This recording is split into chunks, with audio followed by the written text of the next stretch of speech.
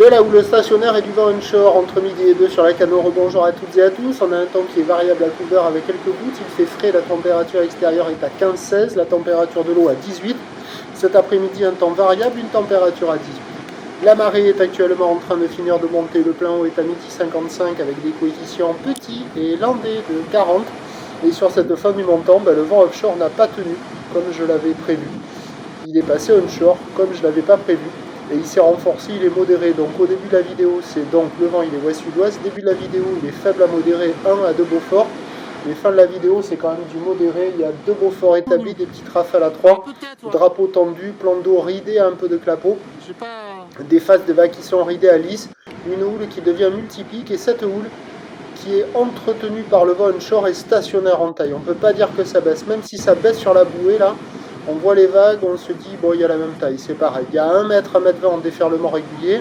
C'est une houle donc qui est orientée ouest-nord-ouest à ouest, longue de 12 secondes de période, qui donne 1 mètre, 1 mètre 20 en déferlement régulier, 1,30, 1,50 sur la majorité des séries, et on a 1,80 sur les grossettes. Des vagues qui sont à la hauteur d'une personne, voire supérieure d'une tête à la taille d'une personne.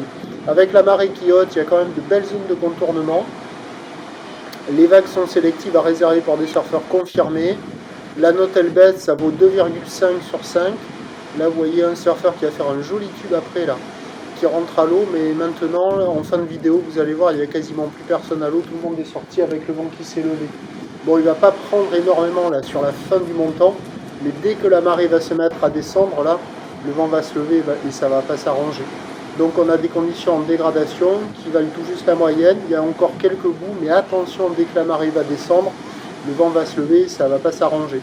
En plus, ça ne marche pas partout. Il y a quand même des belles zones de contournement, des belles baïnes, des spots assez définis. Mais il y en a qui sont un peu mieux que d'autres, parce qu'il y en a d'autres qui sont un peu mous, pas terribles, qui ont du mal à casser. Et il y en a d'autres où ça fait plutôt des pics qui arrivent à dérouler. Il y a d'autres endroits où c'est un peu tendu. Bon, il y a encore quelques bouts à attraper. Là, on voit une grosse série à 1,80. Il y a encore quelques bouts à attraper, mais ça se dégrade, quoi.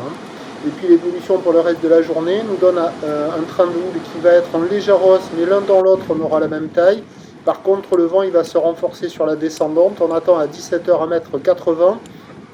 Houle ouest à ouest, nord-ouest, 12 secondes de période.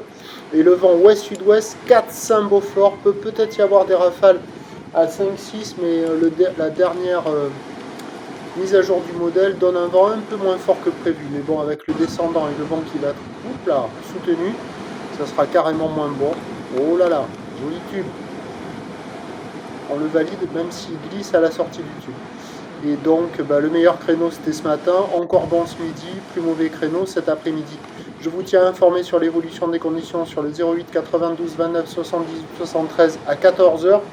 Si les conditions restent bonnes, il y aura du 16-18, mais comme c'est parti, il n'y aura que du 14.